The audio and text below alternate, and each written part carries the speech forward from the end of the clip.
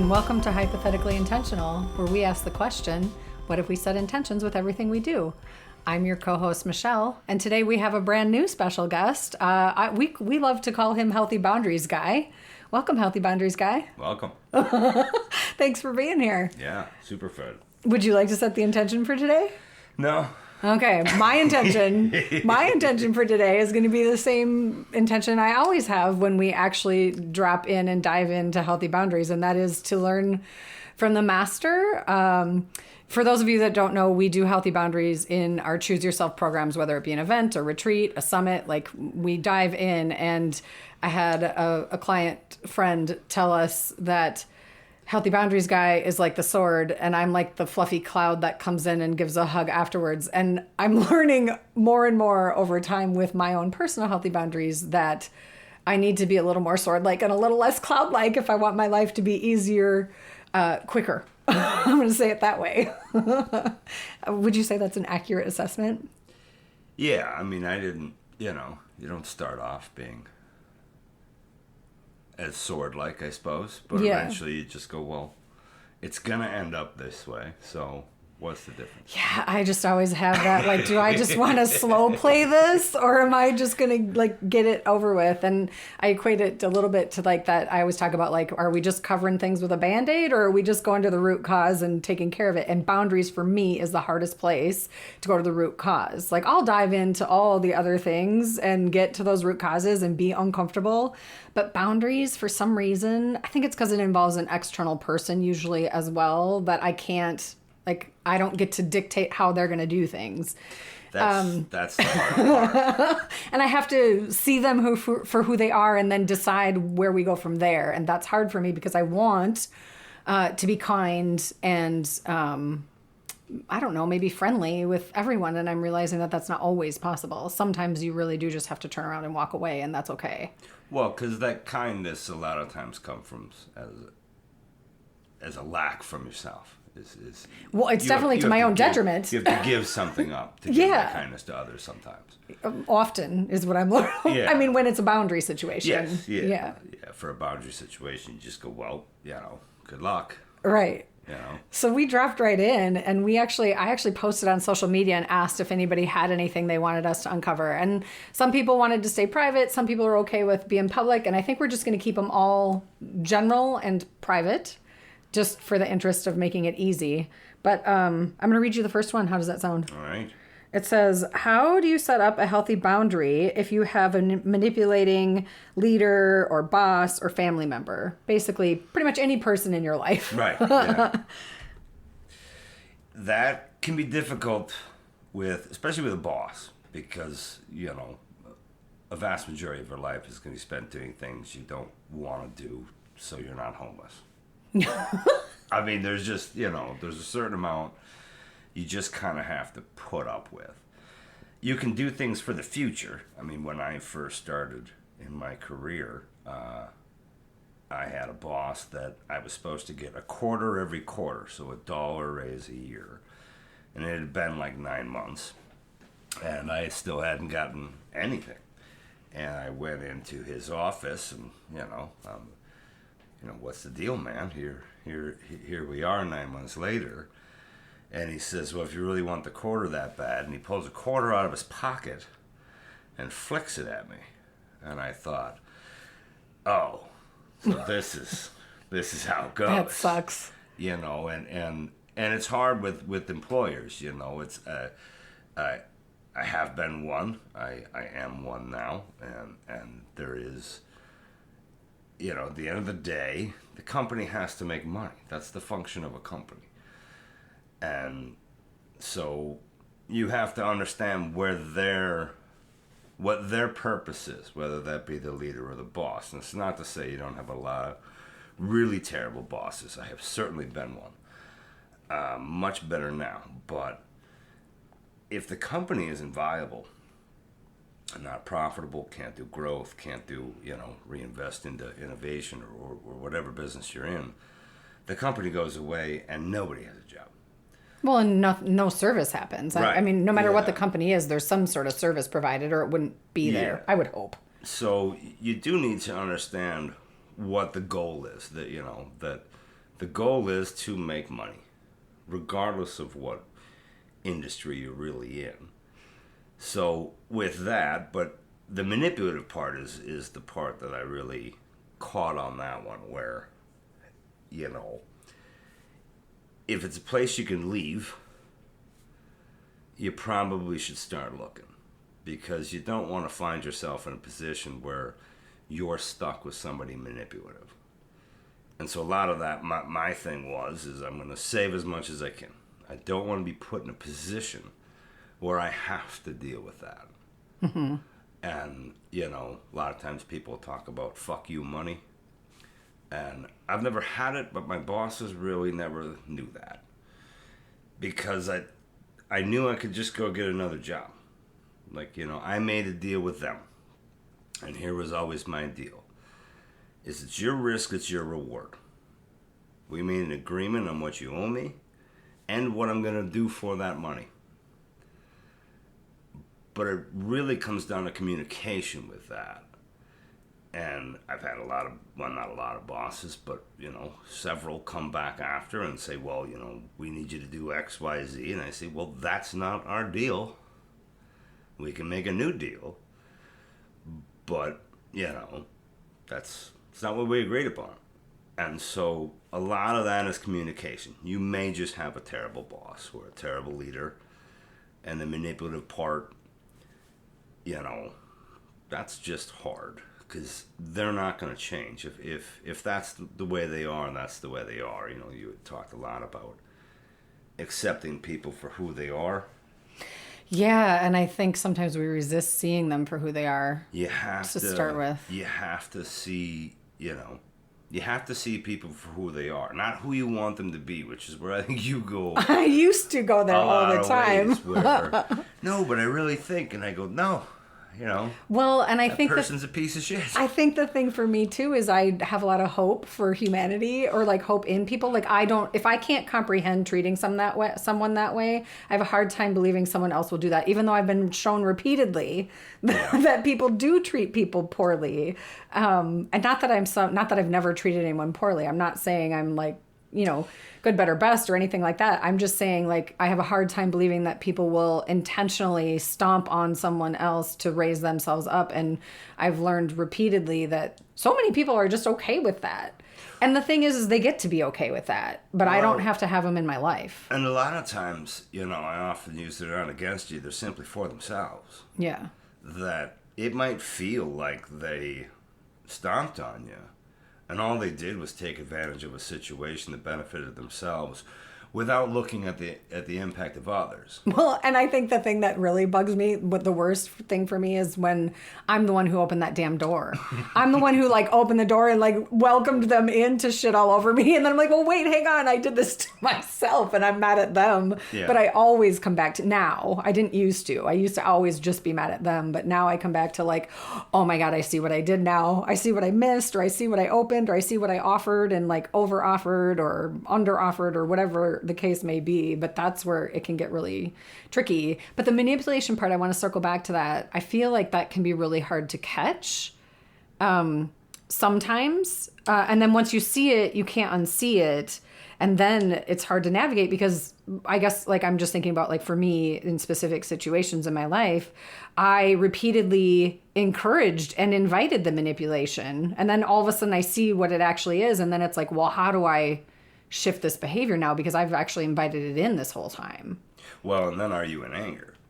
Because then right. Like you had this belief that, you know, and I've had a lot of those too, where, you know, you just have this belief in, or a certain realization that the world isn't what you thought it was. Yeah. And or at least that person, you know, and then it's almost you start, you know, doubting yourself.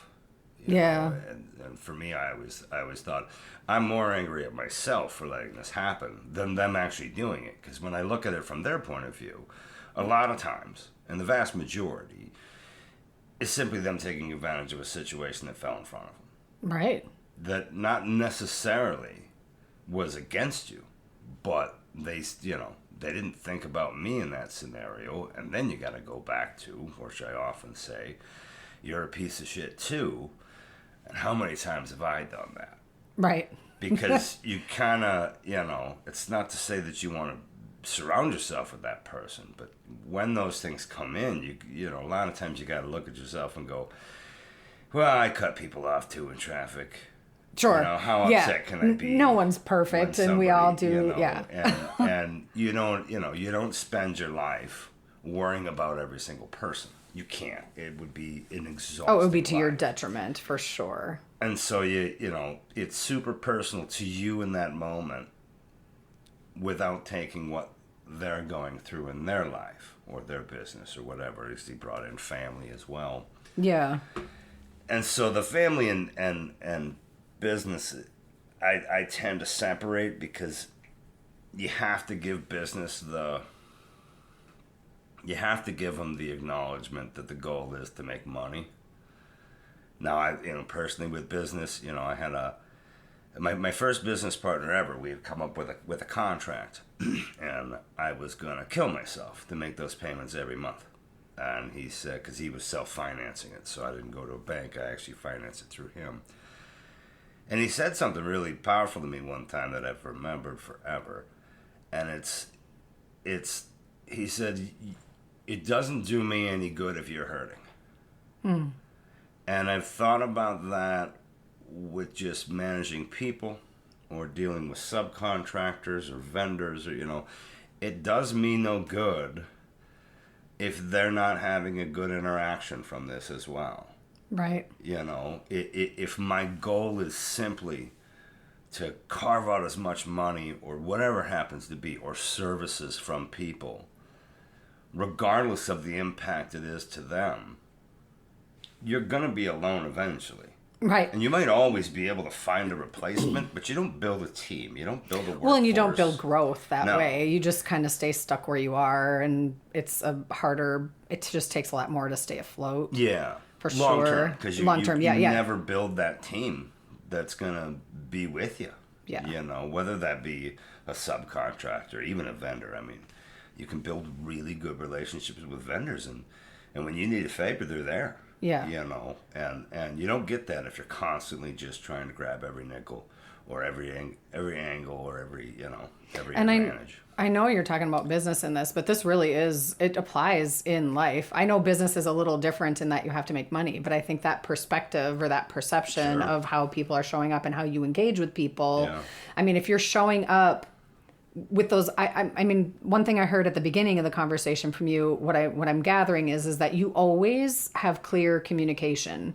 Like when you were talking about the boundaries with your, that's not what we agreed upon. You're going to pay me and I'm going to do this. You want more now, then we have to talk again. Like there's another communication that needs to happen. And I don't think a lot of people, I'm guilty of not doing that all the time. And that's tricky because then you end up like, well, I guess we didn't have clarity. So how am I going to be mad at you for expecting something different? Because we didn't really lock that in. And I think that's something that you're so good about. Unexpressed expectations are the worst of all of it. Because everything. Both sides. Because whether that be family or business, it's they have an expectation in their head. You have one as well. If it's not communicated and one gets mad and the other one goes, what are you talking about? This is what it was. Yeah, well, this is what I said in my head without telling you. And this is what you said in your head without telling me. Now we're not on the same page, and that's just a problem. And most of the frustration in business or relationships really come from that if you don't have your expectations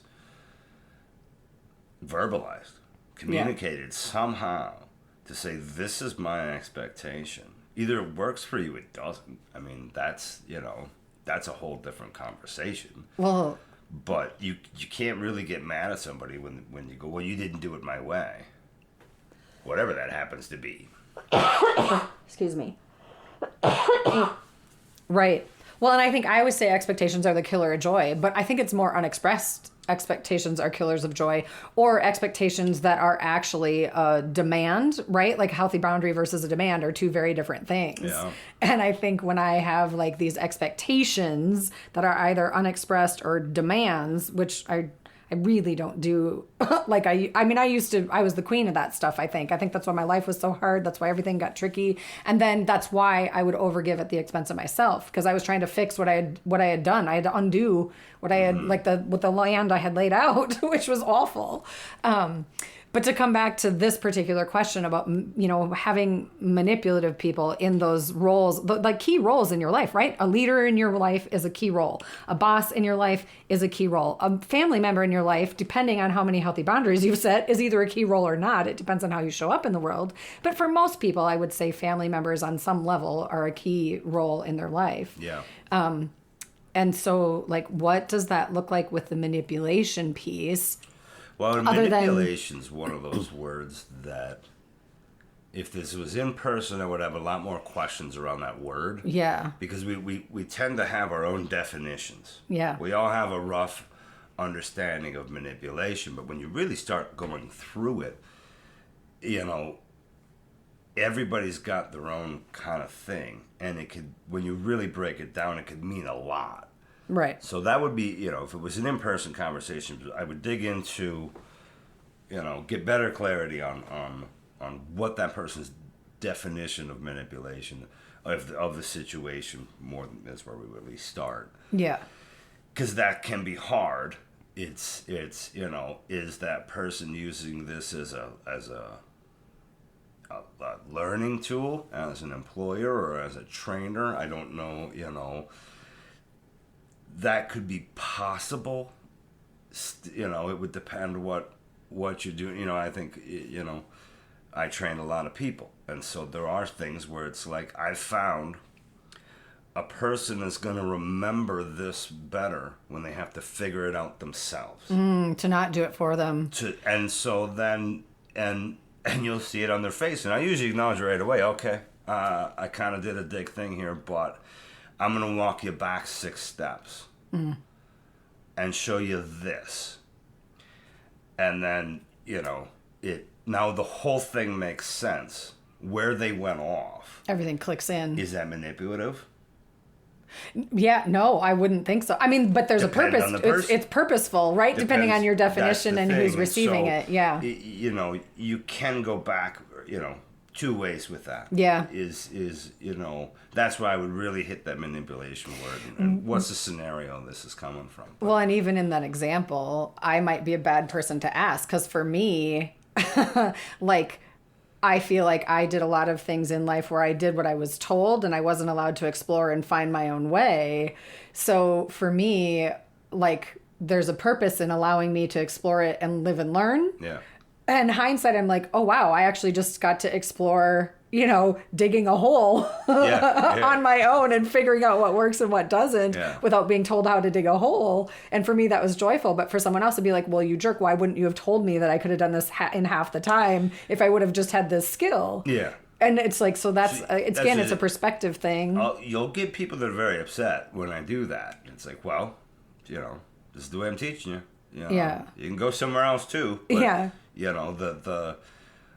There is unbelievable value in figuring out for yourself. And one thing I've found is there's 100 ways to get everywhere. Yeah. And so just because it's my way, I'm a perfectionist. I want it done my way if I do it. Right. If you do it, I don't care. Yeah. We need dirt in that spot. Yeah. You should tell the dirt story. But yeah. We need dirt over there. I don't care how you do it. Yeah. You want to carry a shovel full and not use a wheelbarrow? Yeah. Whatever. Right. I don't care. And so it's interesting to see how people get there. Yeah. And sometimes you just go, not my way, but that's not bad. And you learn something. Well, and that's what I was going to bring up is you've told me stories where you're like, man, I just had a first year teach me how to do a thing that was so much easier. Just saved me so much time going forward. So I think the fact that you're open to learning too is huge though. And I'll be honest, most time you're not going to get that experience. Most times that's fair. You're going to back them up and go, okay, right here is where you really went off. But even your energy behind that when you talk about it, like you're not sitting there waiting for them to screw up so you can point a finger and laugh. You're legit holding space as a mentor. It's a different thing to me. It feels very different, right? Because there are people who are like, well, I'm just going to watch that, and then I'm going to prove to them how they could have done it so much better. Like, it's a very different experience. But, back to the manipulative thing, that I have had people just be irate that I didn't just show them. Because there are some people, and I've heard it explained as, there are bakers and there are chefs. And for those of you who don't cook, if you're a baker, you follow a recipe to the T. It is chemistry. It is doing this, then you do this, then you do this. Where a chef, you're just kind of throwing stuff in, and you're never going to get the same dish twice. So you almost have to factor in those people first. Yeah. If I can spot that this guy's a baker, I'm going to give him a lot more just step by step, because they're just not that person. They need a rigid schedule to follow. And honestly, those are kind of nice to have because they just do what they're told. But, you do have to deal with both types there. But so, the manipulation, that's a tough one. Family is, just difficult. If you have that much manipulation inside of a family, which we all have it. Well, I think one thing that's important to address with the manipulation is just that if you're being treated like that, if you are being manipulated in a way that's not for your best and highest good or that doesn't vibe with you, then to stop it, to say something, it's back to the communication. To doing the communication. Yeah, to have that clear communication. And maybe it's not say something. Maybe it's just leaving the room when whatever thing happens. It's hard when we don't have like a concrete example. But I do think because the thing about healthy boundaries is it's not about changing them. If they want to be manipulative, they get to be manipulative, but you're teaching them how to treat you. And if you're allowing and accepting the manipulation, well, that part's on you. And so to learn how to either, walk away, be clear about what you will and won't accept. And I do get in a job sometimes like the boss, it's not even, then I wouldn't call that manipulation. It'd be like, well, my boss says this has to get done. And now I'm telling you that this has to get done. And this is the way it's coming from the top. And sometimes you don't have a choice. That's not manipulation. That's just, it is what it is. And that's reality. And we got to have radical acceptance around that stuff. But well, in those scenarios, I would go to the team and I'd say, listen, this is getting shoved down my throat and it's going down yours. Yeah, we don't have a choice in this matter. It is what it is. I don't get a vote, you don't get a vote. All right, team on 3. Yeah, but I suspect in just the way this question was worded that there's actual manipulation going on that I get the sensation if it's, leaders, bosses, and family members, that it's probably a history of allowing, and I'm saying this because I've done this. I'm not necessarily saying that this person is doing this, but for me, I allowed that over and over and over again in my life. I was like, oh, sure, whatever you need. So, I just was a go-getter. So this is almost a scenario where this is the final straw. Yeah. Yeah. Yeah. I mean, and I think, because they mentioned several key people that's where I just think, well, I used to do that. I showed up in the world in that way. And it was a lot of effort on my part to stop showing up in my old patterns, to understanding that I get to be empowered in myself, to get to know who I am and what I'm willing to accept and not accept, and then to figure out how to communicate clearly with people who were showing up in a way that turns out I wasn't okay with, that I was killing myself for. Yeah.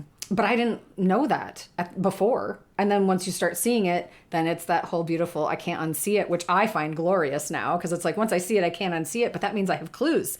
I have information. And I can make choices around that information. And I can step forward in a new and different way, which throws people off. I'm not going to lie. There's a lot of grief that comes with that because people walk away or people get mad. And you have to be really clear about where you're going with it and what you want. Well, every relationship has two partners. Yeah. And so, you got your own dance, and then all of a sudden you see something you don't like, and you change the dance step. They don't know what to do. Yeah. Because it's always worked. This is what we've always done. What do you mean? Yeah, exactly. And so it throws everybody for a loop. Yeah. And if they're not okay with it, then they're not okay with it. Yeah. I've found that as I've gotten and I and you're getting a lot better, where you catch it earlier. Yeah, yeah. And so I'll catch it in the moment and just address it. Where, a lot of people don't like that. Well, then we're too not bad. Friends. Yeah, yeah. I don't know what to tell you. Yeah. And, I almost enjoy it. Like, yeah, okay. You not almost. You do I enjoy it. Yeah. You do enjoy it. But there's a confidence with that and a self-trust within that I find refreshing and inspirational. I actually get inspiration from witnessing you in that space because I didn't used to have that confidence and it used to terrify me and I used to just feel ridiculously uncomfortable because I really just didn't want to be an asshole. But I actually don't think it is being an asshole to protect yourself. I don't think it's being an asshole to stand firm in the kind of people that you want in your life or that you'll accept in your life. And I think I think you don't have to be a total asshole, I guess. The difference is you have to realize you don't get to change others. Right. That's the And boundary. I think that's why I don't think it's you being an asshole. I think you can walk away and that's fine because I'm not going to sit here and try and change you. It's not an external thing. No. It reflects externally. Yes. But the actual boundary is, what am I going to accept anymore? Right. So you have to get clarity to that point, and that's the hardest one. It is. That once you get clarity to that point, you just telling somebody I'm not interested, they want to call you an asshole or a bitch or whatever. Okay. Yeah, you get to have that opinion. Yeah. You get to have that belief. To have that opinion. You get to be yourself. Yeah. And I'm not asking you to change. I'm just not going to be part of whatever's next. Right. Yeah. So exactly. So I think if we come full circle on this episode, because I think we have more that we can do in the next episode. I feel like if you were to give one, what do you think the key piece? I have a couple key pieces in my head, but what do you think would be the key piece to offer this person of, when you have manipulating people in your life, key people, I'm just going to say it that way. What would you say would be step one to helping them just explore what a healthy boundary within that would look like? Figure out what you're willing to accept. Yeah, I just keep hearing clarity. It's just get clarity first, because because the delivering of the boundaries and that takes a little bit longer. You have to come from not a non-emotional state, but not an overly emotional state. So, well, you're certainly not coming from anger or hurt or even love, or no, you you're get too just far down any of the streams, and it really does cloud things. And so you really do need the clarity of, what am I willing to accept? Yeah. And be willing. You might get some hurt feelings out of it. Yeah. For on a business side, I've had a lot of people come forward and say, I'm doing this. And it's like, well, you're fired. Yeah. If you don't bring the value to the company, then you might get fired. You got to be aware of what you're bringing too. And that's why I say, on a business perspective, you have to understand what their goal is. You get compensated fairly. That's all part of it. And I'm a wage person. I believe So for me, I try and pay people to the top edge of what that position requires, because that's how I get good people. Yeah. That's how I get productive people. That's how I get, talent and devotion and all the things you need inside of a company. You don't get that for free. Right. But you also got to be a top performer to grab that. And so, a lot of people might need to work a little bit more on their skills too. I've fired a lot of people, and so a lot of people call me an asshole for that one too, but it is what it is. So clarity, and then also honesty with yourself there is, sure. Am I being fair here? Right. You could say, well, I expect X, Y, Z. Well, what if somebody else expected that from me? Yeah. And so is my clarity fair? Just in what I'm expecting of others or bosses or whatever. Yeah. No, I think that's great. I think clarity. And then I would say, so that's step one, is really just getting crystal clear. And I think, for me, one of the things that helped me the most, because I wasn't a boundary person at all, it helped me to sort of visualize or think about what it's going to look like for me to set the boundary so that I could get some of my anxiety and worry out of my way before I actually stepped into the thing. So this isn't like I walk in tomorrow. I have my clarity. I walk in tomorrow. I'm going to just change everything. It doesn't work that way. It's a drip out. But, and it's going to take you to a place you're probably not very comfortable with. Yeah, it's going to take you to beautiful places in personal growth. I'm all about the transformation, and I think, that road there, it's a tricky road. It's a bumpy ride, but it's worth it. Sure. It's way worth it. Way easier. Life is so much easier with boundaries and healthy ones. All right, that feels like a wrap. We will catch you in the next episode. Like us on social media. You can find us on our website at JAIDE Wellness, JAIDEE wellness.com. Facebook, Instagram. You can also look up Michelle Albers, AALB as in boy, ERS, and you can find me on social media platforms and a website there too. We'll see you next time. Bye. Be you every day.